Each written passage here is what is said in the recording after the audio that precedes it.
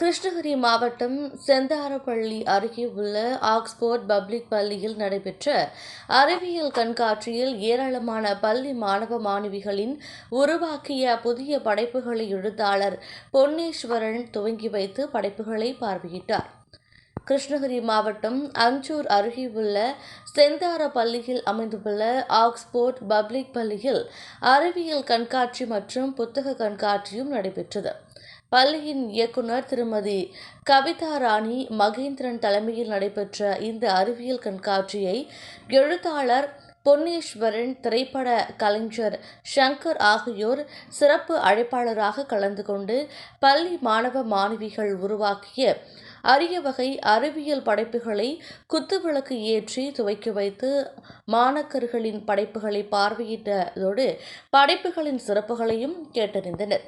பின்னர் மாணவ மாணவிகள் இயற்கை பேரிடர் காலங்களில் இருந்து எவ்வாறு தங்களை தற்காத்துக் கொள்வது, இயற்கையான விவசாயம் மூலம் தரமான தானியம் உற்பத்தி செய்வது, சூரிய வெளிச்சம் மூலம் மின்சாரம் தயாரித்தல், எரிமலை எவ்வாறு உருவாகிறது, மனிதன் உயிர் வாழ என்ன செய்ய வேண்டும், சாலை விபத்துக்களை தவிர்க்க கடைபிடிக்க வேண்டிய சாலை விதிகள், பாலிஸ்டிக் கவர் பயன்படுத்துவதனால் மண்ணிற்கு ஏற்படும் பாதிப்புகள் உள்ளிட்ட 200க்கும் மேற்பட்ட படைப்புகளை மாணவ மாணவிகள் கண்காட்சிப்படுத்தியிருந்தனர்.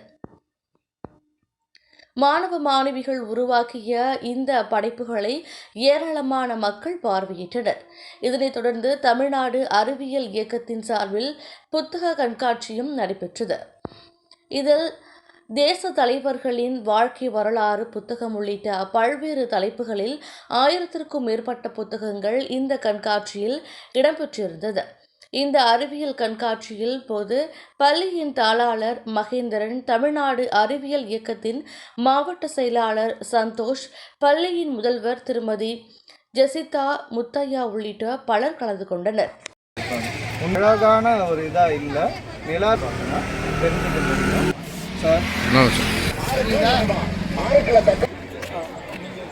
அந்த புக்கு